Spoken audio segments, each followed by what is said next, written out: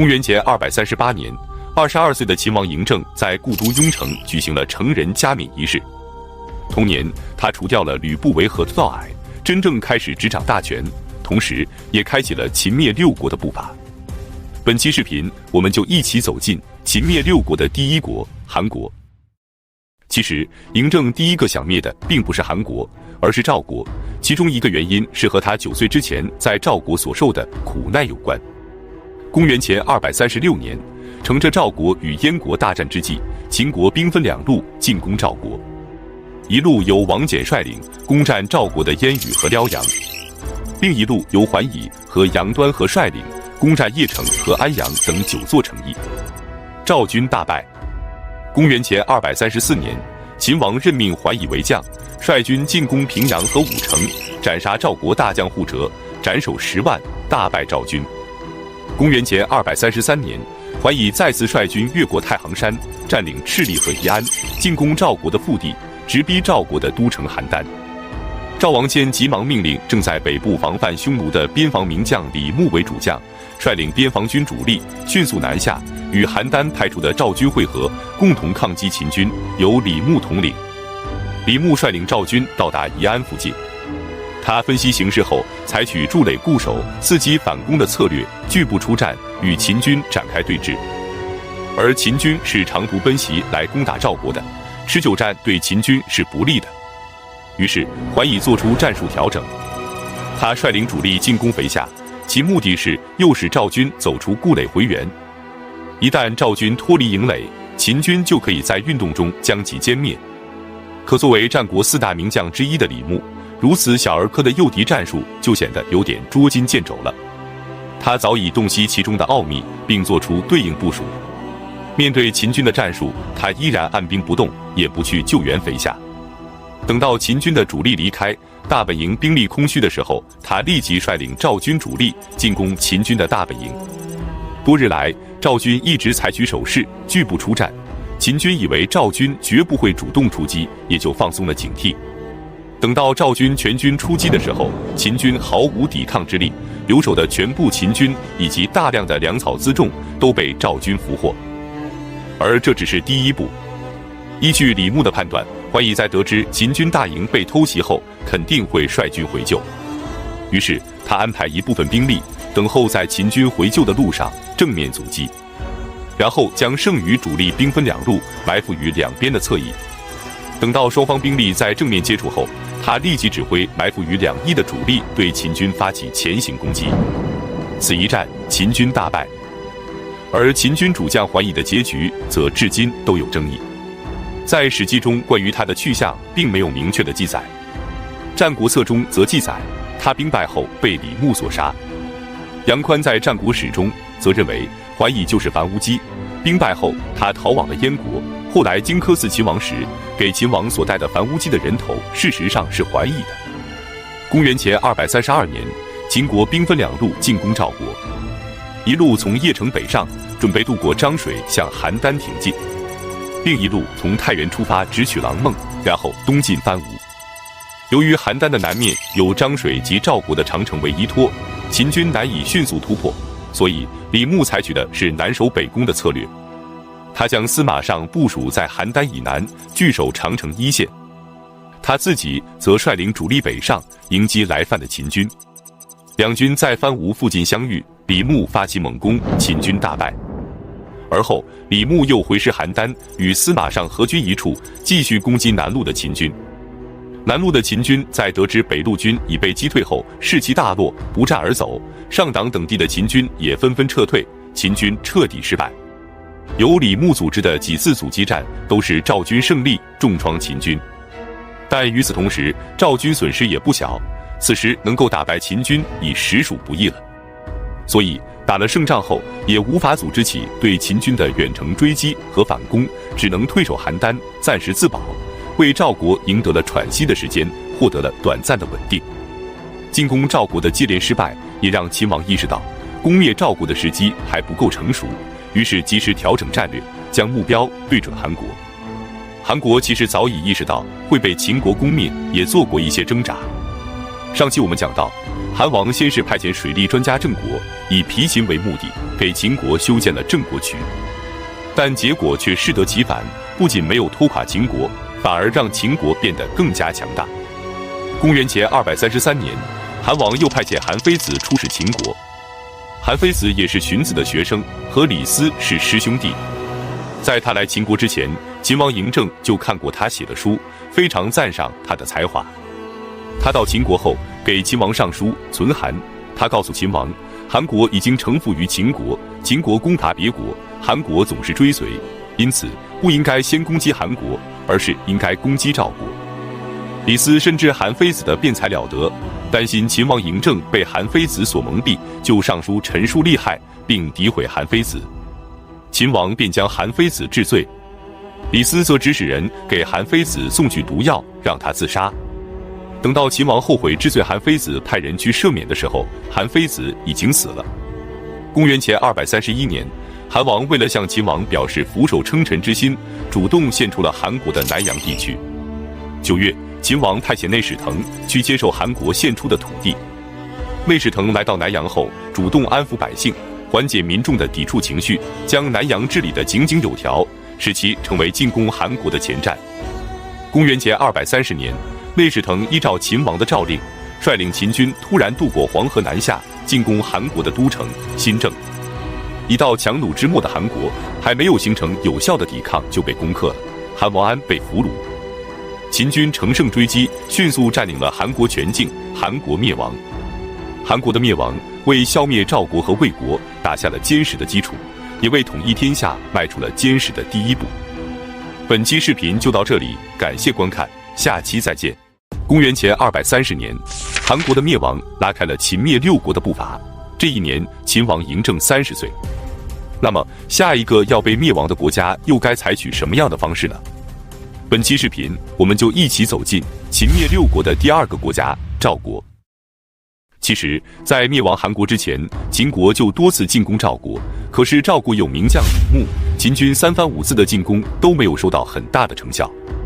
秦国的主将桓乙被杀，10几万人战死，战国4大名将之一的王翦也2次进攻赵国，都被李牧打退。此时，在所有诸侯国里，还能够单独打败秦国的，也就只有赵国了。可公元前231年，赵国的代地发生了大地震。据史书记载，此次地震从乐许以西、平阴以南，房屋倒塌10之7八，地裂130步，对赵国造成了非常大的破坏，也给赵国带来了沉重的打击。而且就在地震发生的第2年，赵国又爆发了大面积的旱灾，地里庄稼颗粒无收，赵国百姓流离失所。接踵而至的天灾对赵国而言是屋漏偏逢连阴雨，而对于秦国无疑是千载难逢的良机。公元前229年，秦王嬴政任命王翦为主将，亲率主力直下井陉。同时，杨端和则率领河内士族共同进攻赵国都城邯郸。赵王任命李牧为大将军，司马尚为副将，倾全国之力抵抗秦军。李牧依旧采取当初对付匈奴的策略，以逸待劳，步步为营，不仓促应战，使得秦军屡遭失败。就这样，双方形成了对峙局面。王翦意识到，只要李牧不除，秦军在短时间内很难取胜。他禀告秦王，应该施行反间计，除掉李牧。于是，秦国派出奸细进入赵国的都城邯郸，用重金收买了赵王谦的近臣赖德，曾经诬陷廉颇，迫使廉颇去往魏国和楚国，并设计让廉颇不被重用的郭开。郭开收了秦国送来的重金，就散布谣言，还在赵王面前诋毁李牧，并造谣说李牧和司马尚勾结秦军，准备背叛赵国。昏聩的赵王谦听信了郭开的谣言，也不加以调查和证实，就立即委派赵聪和严巨去取代李牧和司马尚。李牧接到命令后，气愤异常，为了社稷和军民，他坚决不从。赵王就暗中布置圈套，将李牧逮捕并斩杀，司马尚也被废弃不用。就这样，郭开作为一个赵国人，仅凭一己之力就除掉了战国4大名将中赵国的2大名将。而李牧在赵军中的威望颇高，他被杀害之后，军心顿时溃散。王翦意识到时机已经成熟，集中所有兵力对赵国发起猛攻，迅速地平定了东阳地区。赵聪战死，严拒逃亡。王翦几乎没有了阻挡的力量，带领秦军高歌猛进，直捣邯郸。赵王谦被俘虏，赵国战败。赵国的储君公子嘉提前带领着宗族子弟数百人逃到代地称王，并派遣使臣前往燕国，寻求燕国的庇护，共同驻守在易水河畔。除此之外，赵国领土都被秦国吞并，将其设置为秦国的邯郸郡。公元前222年，王翦的儿子王贲率领秦军彻底消灭了在燕国盘旋的赵国势力，俘虏了公子嘉。至此，赵国彻底灭亡。本期视频就到这里，感谢观看，下期再见。赵国灭亡之后，秦国的疆土就直接与燕国接壤了。公元前226年冬，王翦率领秦军攻陷了蓟城，燕王喜则率领精兵突围，退守辽东。具体的战争情况，我们后面讲到燕国的时候再细讲。总之，燕国距离灭亡也就一步之遥了。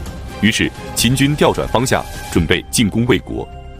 本期视频，我们就一起走进秦灭六国的第3个国家——魏国。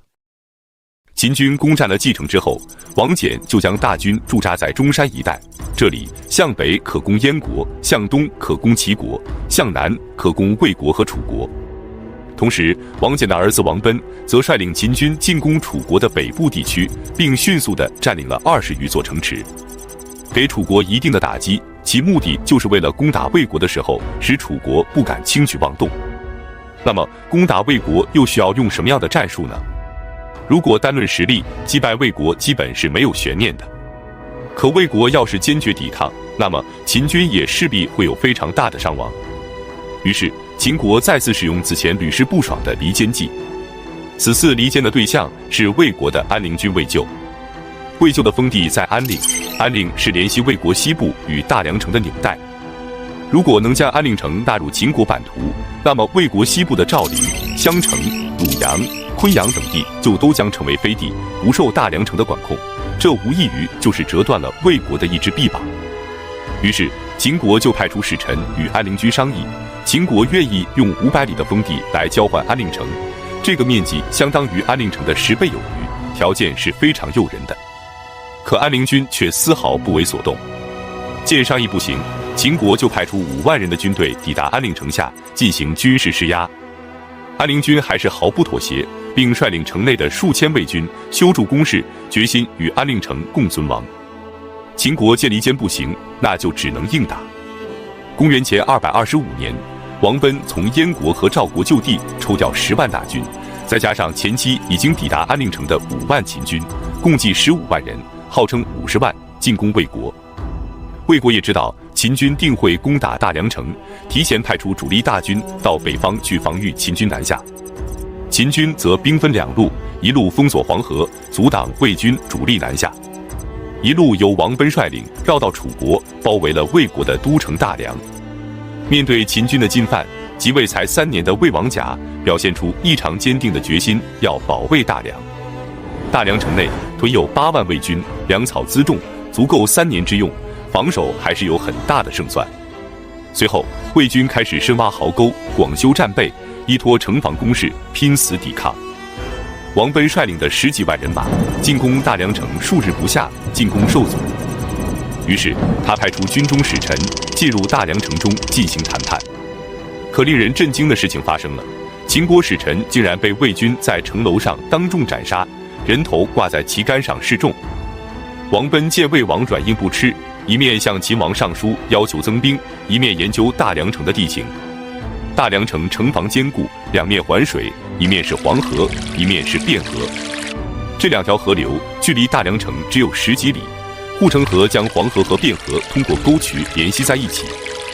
经过仔细的研究，他决定要水淹大梁。他命令士兵在大梁城的西北方向挖一道水渠，将黄河水引入大梁城。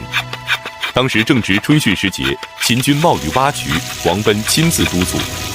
不久之后，水库和渠道陆续修成，又储备了10多天的大雨之后，水势越发的浩大。随着王贲的一声令下，决堤通渠，洪水迅速地灌入大梁城中。当年白起水淹楚国燕都的残酷景象，在大梁城再一次重演。城内外沟渠泛溢，城墙进水3日后，多处颓坏倒塌。王贲顺势引兵入城，在一场激烈的战斗后，占领了大梁城。魏王甲在最后时刻迫不得已，只能献出了玉玺和虎符，为国投降。但由于此前秦军的伤亡过大，对于魏国的投降，王贲并不领情。他将魏王甲装上囚车，押往咸阳，交给秦王嬴政处置。关于魏王甲最终的结局是否被秦王所杀，历史上还存有争议。随后，魏国的土地尽归秦国，将其设为秦国的三川郡，魏国灭亡。本期视频就到这里，感谢观看，下期再见。